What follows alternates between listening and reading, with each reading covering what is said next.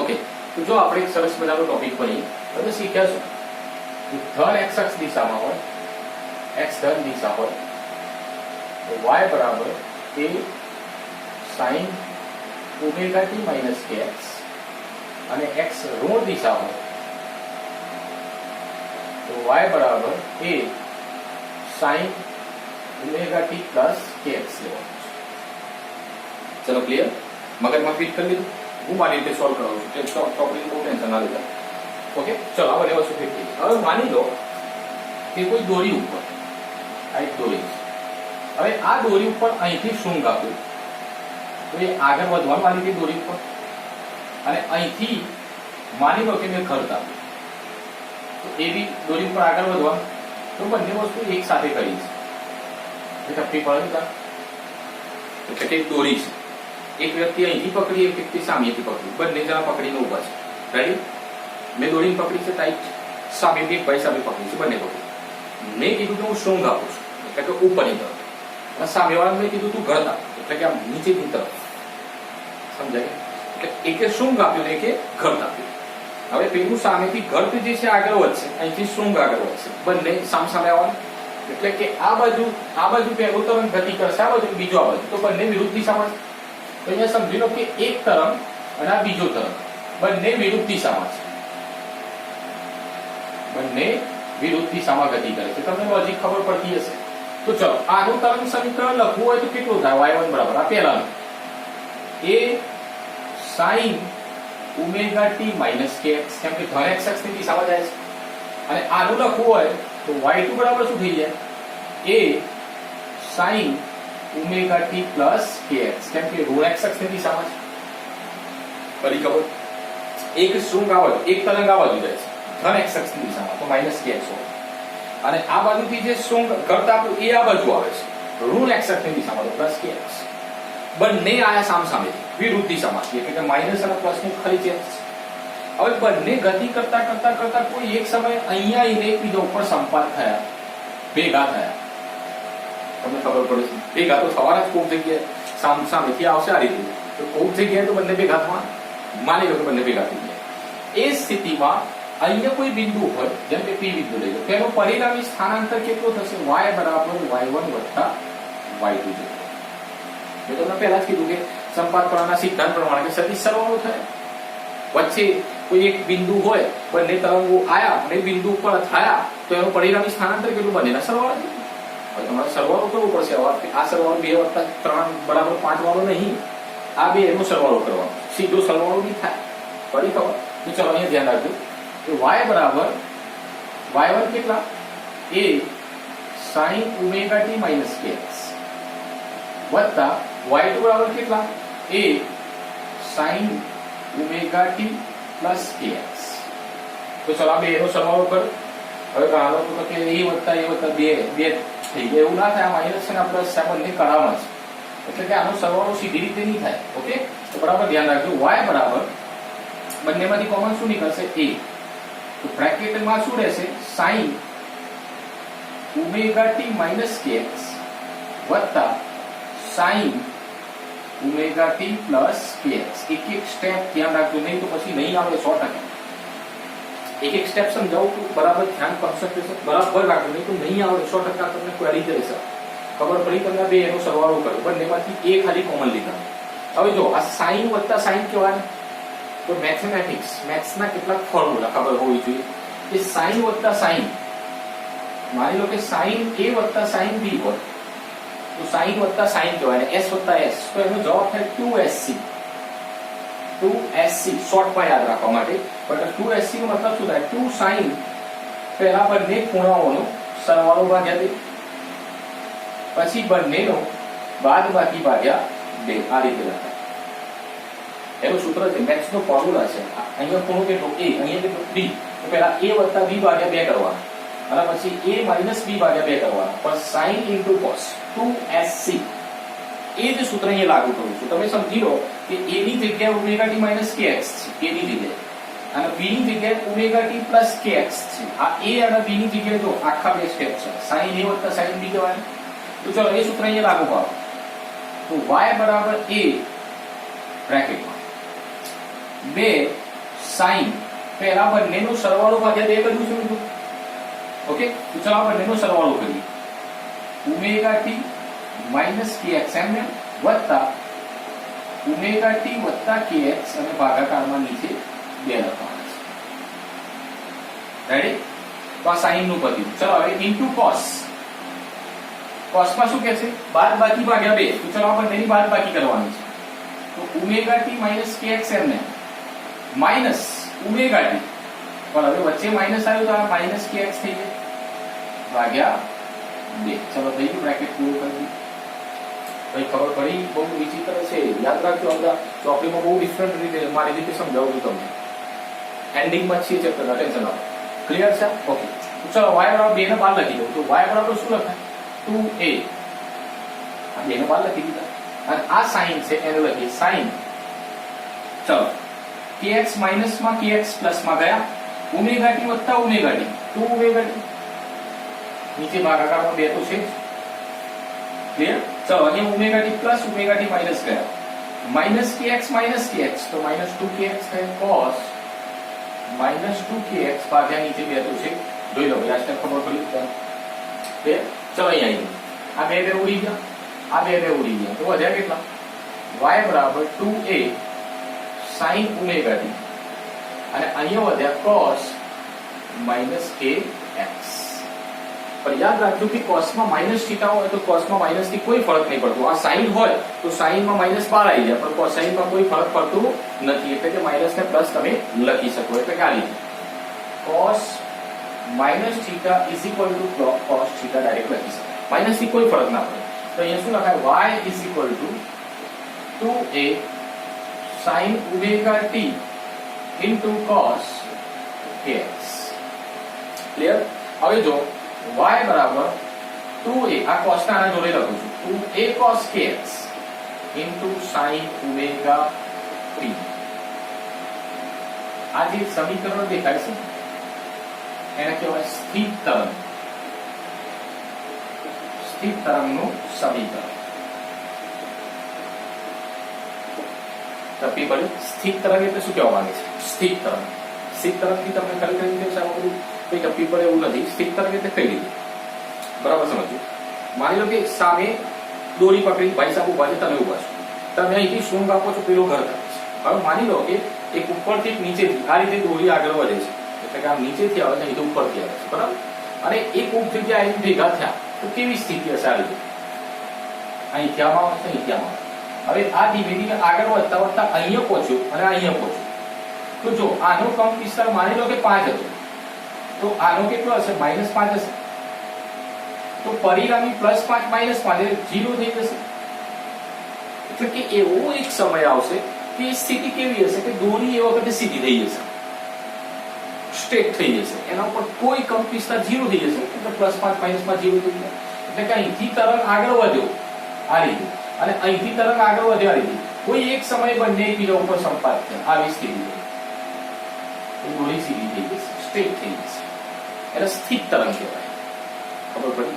આમ બંને બાજુથી આવશે, કોઈક જગ્યાએ બંને ભેગા થયા તો એ સમય દોરી આમ સીધી થઈ જશે. હા, એ થોડાક સમય માટે સીધી થાય, પછી આ જે છે એ એની દિશામાં આગળ ગતિ ચાલુ રાખશે અને આ એની દિશામાં આગળ ચાલુ રાખશે. પણ જ્યારે ભેગા થયા એ સિચ્યુએશનમાં દોરી સીધી થઈ જશે. બની ખબર? ઓકે, ચલો ઠીક છે. એટલે તમે સમજી ગયા છો કે જ્યારે દોરી સીધી થઈ જાય ત્યારે એને શું કહેવાય? સ્થિર તરંગ કહેવાય.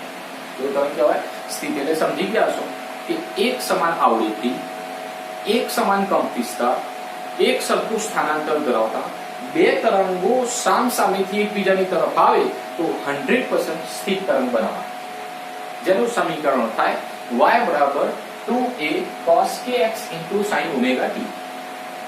પાક્કું? કન્ફર્મ? હોઈ શકે આ સમીકરણ 2a sin kx cos omega t સ્વરૂપે હોય તો બી કશું જ ખોટું નથી. યાદ રાખજો, sin અને cos હાર્મોનિક વિધેયો છે. હાર્મોનિક નો મતલબ થાય કે સમયની સાથે બદલાતા છે. એટલે સાઈનમાં જો 0 થી ચાલુ કરે 0 1 0 -1 0 ચેન્જ થાય છે. કોસમાં બી ચેન્જ થાય છે 1 0 -1 0. એટલે સાઈન અને કોસ સતત બદલાતા વિધેયો છે, એના હાર્મોનિક વિધેયો છે. એટલે કે તમે સાઈન કોસમાં ચેન્જીસ કરો કોઈ ફેરફાર થવાનો નથી. પણ સમયની સાથે જે પદ બદલાતો હોય એ કળા કહેવાય. બાકી બધું કંપ વિસ્તાર કહેવાય. તપી ના પડે. જેમ કે તમે હાર્મોનિક પ્રગામી તરંગ કયું ભણ્યા હતા? પ્રગામી બોલો, ફરીથી રિપીટ કરો. y બરાબર a sin omega t minus kx. ચલો પ્રગામી તરંગ આ સ્થિર તરંગ છે. તો અહીંયા શું કહે છે કે પ્રગામી તરંગમાં જો અહીં સમયનો વિધેય છે t છે, t એટલે સમયનો વિધેય હોય.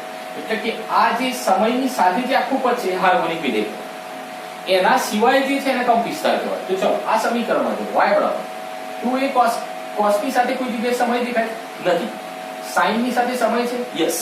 તો આ હાર્મોનિક છે પણ આ હાર્મોનિક નથી. એનો મતલબ કે આ આખો સ્ટેપ જે દેખાય છે અહીંયા y a અથવા તો a' sin ઓમેગા t આને લખી શકાય સીધું આ સમીકરણ. એટલે a' બરાબર શું થઈ ગયું? 2a cos kx. આને કહેવાય કંપ વિસ્તાર. બરાબર ખબર? આને કંપ વિસ્તાર કહો. આ તો તમને સમજાવવા માટે મેં લીધું છે. હાલાકી હાલ ચર્ચા થાય છે આની સ્થિર તરંગના સમીકરણ. તો ફાઇનલી ખબર પડી. તો ફરીથી એકવાર રિપીટ કરું છું કે આવા y ના સમીકરણમાં જેની સાથે સમય જોડાયેલો હોય એ હાર્મોનિક વિધેય કહેવાય. એના સિવાયનું જે બી પદ હોય બધું અચળ એ કંપ વિસ્તાર છે. જેમ કે આના સિવાયનો પદ એ હતો તો એ કંપ વિસ્તાર, આમાં આના સિવાયનો આખો પદ આ છે તો આખો કંપ વિસ્તાર, જેને a' કહી શકાય. ઓકે, તો હું એક નવું સમીકરણ લાવ્યો જેનું નામ છે સ્થિર તરંગ સમીકરણ. હવે તમે સિમ્પલ લોજિક લગાવો કે સર 12 સાયન્સમાં આ ચેપ્ટર કઈ રીતે કામ લાગશે, શું કરવાનું છે, તમે ગોખોને સમજી લો. સંપાતપણાનો સિદ્ધાંત ખબર પડી ગયો. બે તરંગો આયા, સંપાત થયા. ચલો આવી સ્થિતિમાં હું તમને કહી દઉં બહુ ઈઝી વસ્તુ છે કે y1 બરાબર એક તરંગ આવ્યો આ રીતે, જેનો કંપ વિસ્તાર હતો 5 સેન્ટીમીટર, બરાબર. અને બીજો તરંગ y2 બરાબર આવ્યો આ રીતે સેમ. જો બંનેનો કંપ વિસ્તાર સરખું જ છે, એક સરખું, એટલે કે આ બી 5 સેન્ટીમીટર. હવે કોઈ માધ્યમનો p કણ આ બંને એના ઉપર સંપાત થાય તો આ બંનેના કારણે આનું પરિણામી સ્થાનાંતર કેટલું હશે તમને ખબર છે? 10. કેટલું સ્થાનાંતર હશે? 10 સેન્ટીમીટર. તમને ખબર પડી ગઈ. તો સાહેબ આ કણ છે 10 સેન્ટીમીટર કૂદકો બનાવવાનો, કેમ કે આ 5 અને આ 5 ટોટલ 10 થઈ ગયા. તો જ્યારે આ બંને તરંગો એક જ બિંદુ આગળ સંપાત થયા તો એનું પરિણામી સ્થાનાંતર ઘણું બધું વધી ગયું. આને કહેવાય સહાયક વ્યતિકરણ, જે 12 સાયન્સમાં આવશે. હવે કે અહીંયા દોડીના તરંગોની વાત છે. 12 સાયન્સમાં ફરક શું હશે કે બે પ્રકાશના ઉદ્ગમ છે, બે એમાંથી તરંગો આયા, સંપાત થયા, પરિણામી સ્થાનાંતર વધી જાય તેને સહાયક કહેવાય. સહાયકનો મતલબ થાય કે એકબીજાનું સપોર્ટ કરવું, સહાય કરવી. જેમ કે આ બંને એકબીજાનું સપોર્ટ કરે છે.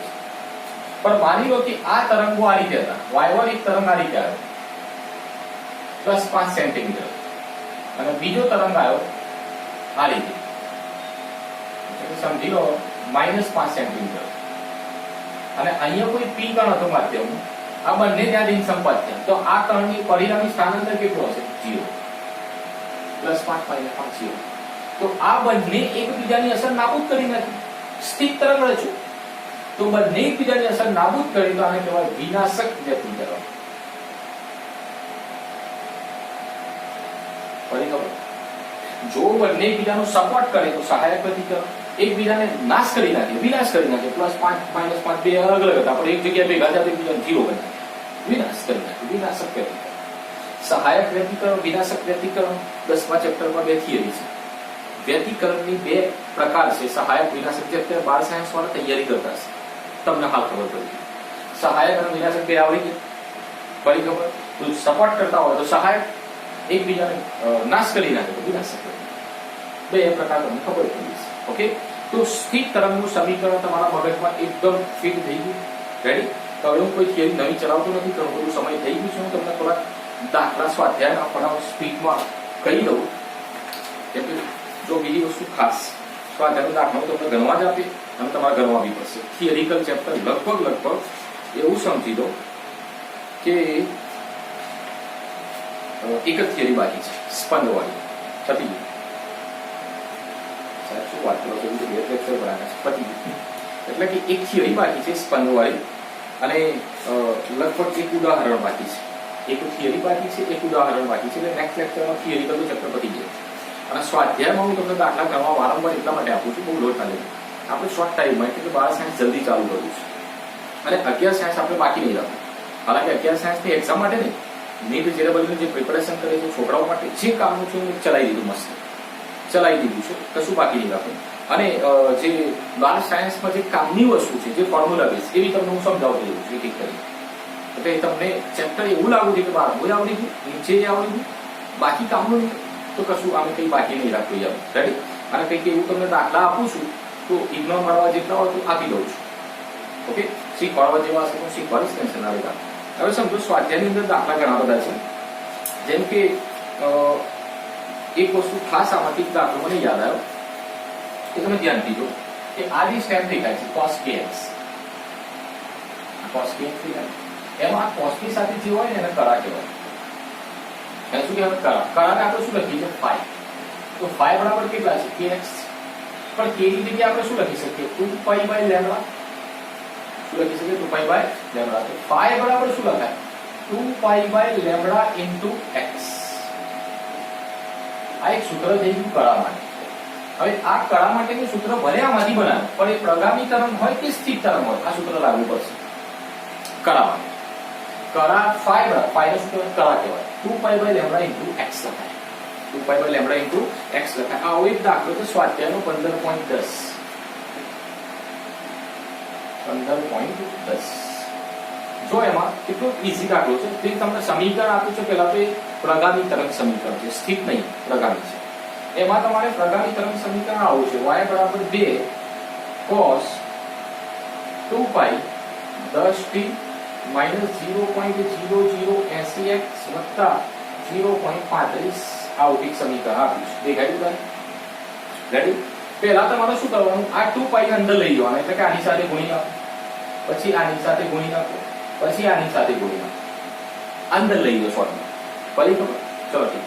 પછી એ સમીકરણને સરખાવો કોની સાથે? y બરાબર a cos omega t minus kx વત્તા phi સાથે.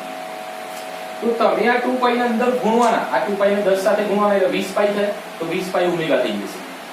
પછી આ 2 pi ને આની સાથે ગુણવાના તો એ આખું k થઈ જશે. પછી 2 pi ને આની સાથે ગુણવાના આખું phi થઈ જશે. એટલે ત્રણ કિંમતો મળશે, omega, k અને phi. ક્લિયર? હવે તમને એમ થાય કે સાહેબ દાખલામાં તો કંઈ અલગ જ લાગે છે. દાખલામાં શું કહે છે કે તમારે પહેલા તો ઓમેગા k અને phi શોધી નાખવાનું. પછી k બરાબર શું લખાય? 2 pi by lambda. તો k આવી ગયો તો તમે તરંગ લંબાઈ લેમ્બડા લઈ શકો. Lambda is equal to 2 pi by k થઈ જશે. ફરી ગયો? તો એમાંથી પહેલા લેમ્બડા શોધી નાખવાના, પહેલા સરખાવાના, પહેલા ગુણવાના, પછી આ સરખાવાના, ઓમેગા k phi લાવવાના, પછી લેમ્બડા 2 pi by k કરીને શોધી લેવાના. પછી 4 પ્રશ્નો છે અંદર અલગ અલગ. x ની કિંમતો બદલેલી છે. એક 4 મીટર, 0.5 મીટર, લેમ્બડા બાય 2 અને 3 લેમ્બડા બાય 4 x ની કિંમત. એટલે કે આ જે સૂત્ર દેખાય છે એમાં x બદલવાનું છે. તમે લેમ્બડા તો લઈ દીધું ને અહીંયા ઘણી, લેમ્બડા અહીં મૂકી દો. માની લો કે x બરાબર 4 છે તો અહીંયા 4 મૂકો, લેમ્બડા આવી ગયું છે, phi શોધી નાખો. પછી x બરાબર 0.5 મૂકો, phi શોધી નાખો.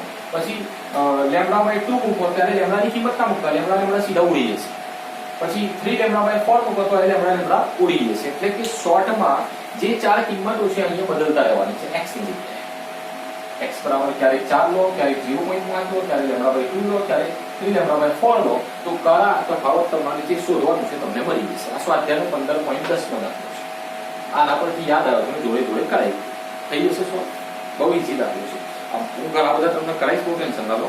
બીજો એક સ્વાધ્યાયનો 15.13 લો.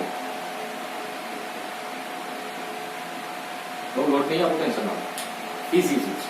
એમાં સીધું જવાબ લખવાનું છે. તમને બોલું છું એ રીતે લખી નાખો સ્પીડમાં, ટાઈમ બહુ જતો રહેશે. તમને 4 સમીકરણ આપ્યા છે અલગ અલગ. એમાં તમારે જોવાના કયા સ્થિત છે ને કયા પ્રગામી. જો પ્રગામી આવો અને આ સ્થિત બે જોઈ લીધા, હવે કભી થઈ ગયો. સાઈન કોસાઈન ગુણાકારમાં તો સ્થિત છે, નાની તો પ્રગામી. બે તરફથી થઈ ગયો. ચલો પહેલું જો, પહેલું સમીકરણ કયું? સ્થિત તરંગ છે. બીજું કોઈ તરંગ સમીકરણ નથી, કેમ કે સાઈન કોસ હોવા જરૂરી છે. સાઈન કોસ સમીકરણમાં જો પ્રગામી હોય તો સાઈન છે, સ્થિત હોય તો સાઈન કોસ છે. પણ સાઈન કોસ ના હોય તો કોઈ તરંગ સમીકરણ નથી, એકે નથી. બીજું પછી ત્રીજામાં જો ધ્યાનથી ઓમેગા ટી માઇનસ kx અથવા તો kx માઇનસ ઓમેગા ટી જેવું છે, એટલે કે આને પ્રગામી તરંગ કહેવાય, સ્થિત નહીં. જો એટલે ત્રીજો સમીકરણ પ્રગામી તરંગ સમીકરણ છે અને ચોથું સ્થિત તરંગ જ છે, પણ બે તરંગોના સરવાળો કરેલા છે. બે સ્થિત તરંગ છે, બે એનો સરવાળો કર્યું છે, પણ એને કહેવાય રિયલમાં સ્થિત તરંગ. તો જવાબમાં પહેલું સ્થિત તરંગ, બીજો એકે નહીં, ત્રીજો પ્રગામી અને ચોથો સ્થિર તરંગ. લખી દો ફાસ્ટ રફતાર કરો ભાઈઓ. નેક્સ્ટ આગળ આવો. સમય છે બહુ નાના દાખલા છે એટલે તમને ગણવા આપું છું. પછી સ્વાધ્યાયના 15.6 અને 7 આ બંને દાખલા એક જ સૂત્રથી ગણવાના છે. જો તમે આળસ ના કરતા કે સાહેબ આટલું બધું લોડ અમને આપી દો છો, 3-4 વિડીયોમાં આપણા ચેપ્ટર પૂરું કરી હું ચાલુ કરતી હોય. અને એવું નહીં કે ના આવડે કશું તમે ડાયરેક્ટ એવું કરી નાખજો, એવું નહીં કે શીખવાડું છું. આ તો એક VSQ હતું, શોર્ટ ક્વેશ્ચન, તો કઈ દીધું તમે જવાબ તમે લખી દીધો છે. પછી જો 15.6 અને 7 માં તમારે એક સૂત્ર યાદ રાખવાનું છે કે પ્રકાશની જે ઝડપ હોય V બરાબર લેમ્ડા ઇન્ટુ f જેટલી. V એટલે ઝડપ, લેમ્ડા ઇન્ટુ f. હવે તમને તમારું સૂત્ર ડાયરેક્ટ કઈ રીતે લખી શકો તમે? તમને એક સૂત્ર મેં શીખવાડ્યું, યાદ કરો. V બરાબર ઓમેગા બાય t. આવું શીખવાડ્યું, ઘણા લોકોને ખબર હતી. આવું પહેલા જ લેક્ચરમાં યાદ છે. V બરાબર ઓમેગા બાય t. હવે જો આની જરૂર નથી, ઉતારી લેવું પડે. તો જો આમાં V બરાબર ઓમેગા કેટલા થાય? 2 પાઈ બાય t થશે, અથવા તો ઓમેગા 2 પાઈ ft લખાય. ઓમેગા શું લખાય? 2 પાઈ. અને આ k ની જગ્યાએ લખાય 2 પાઈ બાય લેમ્ડા. તો 2 પાઈ ઉડી ગયા, લેમ્ડા ઉપર ગયા, તો V બરાબર લેમ્ડા ઇન્ટુ f. તો જો આ સમીકરણ મેં બનાવ્યું એની રીત તમને બતાવી ખાલી. તો V બરાબર લેમ્ડા ઇન્ટુ f તમને યાદ થઈ. તો આમાં લેમ્ડા બરાબર શું થઈ જાય? V ભાગ્યા f થઈ જશે. જેમાં લેમ્ડા તરંગ લંબાઈ છે, તરંગ લંબાઈ, એમાં V ઝડપ છે અને f આવૃત્તિ છે. જો તમને સૂત્ર આવડી ગયું છે, તમે ફટાફટ દાખલો ગણી નાખશો. લિંક આપું છું, ટ્રાય કરજો. ના આવડે તો કહેજો, કશું અઘરું શીખવાડે. પણ પહેલો છઠ્ઠો દાખલો. ચામાચીડીઓ હવામાં 1000 કિલો હર્ટ્ઝ આવૃત્તિનો, ચામાચીડીનો જે અવાજ હોય ને એની આવૃત્તિ કેટલી હોય છે? 1000 કિલો હર્ટ્ઝ. કિલો એટલે 10⁵ અલગ, અને 1000 ની 10⁵ એટલે ટોટલ કેટલા થાય? 10⁶ થાય. તો 10⁶ હર્ટ્ઝ આવૃત્તિ એટલે f આવી જશે. ધ્વનિ ઉત્પન્ન કરે છે. આ ધ્વનિ પાણીની સપાટીને મળતું હોય તો પરાવર્તિત ધ્વનિની અને પારગમિત ધ્વનિની તરંગ લંબાઈ કેટલી હશે? એટલે કે પાણીની સપાટી પર અવાજ થઈને બહાર આવે તો હવામાં તરંગ લંબાઈ કેટલી અને પાણીની અંદર કેટલી તરંગ લંબાઈ? એટલે લેમ્ડા આવું છે. તો તમારે જો અંદર ધ્વનિની ઝડપ હવામાં આપી છે અને પાણીમાં આપી છે, જો રકમમાં લખ્યું છે, તો તમારે તરંગ લંબાઈ ગણવાની થાય. તો આવૃત્તિ તો ફિક્સ થઈ ગઈ. કેટલી? જો અહીં આવૃત્તિ ફિક્સ કેટલી? f બરાબર 10⁶ ફિક્સ થઈ ગઈ. પણ તમે લેમ્ડા જ્યારે હવામાં ગણતા હો ત્યારે તમારે V બરાબર કેટલા લેવાના? 300 ને હવામાં કેટલી આપી છે? ઝડપ 40 ભાગ્યા 10⁶ થઈ જશે. અને તમે પાણીમાં ગણતા હોય ત્યારે તમારે ધ્વનિની ઝડપ કઈ લેવાની? 1486 લેવાના. V બરાબર પહેલા તમારે તરંગ લંબાઈ ગણવાની, તો 340 ભાગ્યા f લેવાના આટલા, અને પછી તરંગ લંબાઈ પાણીમાં ગણો તો 1486 ભાગ્યા 10⁶. એટલે આવૃત્તિ તો સેમ જ લેવાની છે. આવૃત્તિમાં કોઈ ફેરફાર થશે નહીં, ઝડપ જ નહીં. અવાજ જે છે ને ધ્વનિ, પાણીની અંદર અવાજની જે ઝડપ છે બદલાઈ જશે. એટલે કે ઝડપ બહાર 340 છે અને અંદર 1486 છે. એટલે સૂત્ર તો આ. અને એના પછીનો 7મો દાખલો છે. એમાં તમને ધ્વનિની ઝડપ આપી છે 1.7 કિલોમીટર પર સેકન્ડ. દેખાય?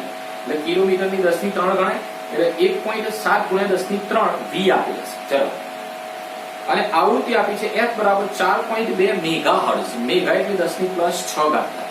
એટલે 4.2 ગુણ્યા 10⁻⁶ હર્ટ્ઝ એટલે કે f આપેલું છે. તો V ભાગ્યા f કરો તો લેમ્ડા આવી જાય. પતી ગયું. તરંગ લંબાઈ કેટલી હશે પૂછેલું છે. એટલે કે આ જે સૂત્રથી બે દાખલા ગણવાના છે, 15.6 અને 15.7. એટલે કે 15.10, 13, 6 અને 7. ચાલ, અને એક ઉદાહરણ 5. ઘણું બધું ચાલ્યું. ટેન્શનમાં આવી જશે ઘણા લોકો. નેક્સ્ટ હજી બી ઈચ્છા હતી પણ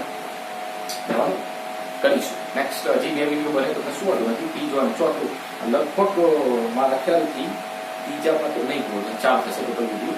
તો હજી 2 વિડીયો થશે. આપણે ચેપ્ટર 15 પૂરું કરી નાખીશું. તો આજે જે ચલાવ્યું મેં એકવાર ફરીથી ફાસ્ટ રિવાઇઝ કરી દીધું.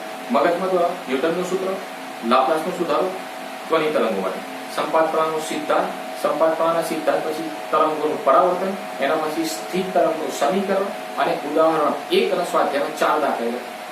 બસ સાહેબ આટલું ચલાવ્યું. વિડીયોમાં ના ખબર પડી ફરીથી જોઈ લેજો. ના ખબર પડી ગયો તો લખજો 100% સાહેબ આવડી ગયું, ખબર પડી. ઓકે, નેક્સ્ટ લેક્ચરમાં ફરીથી મળીશું આગળ વધારે chapter. Thank you very much.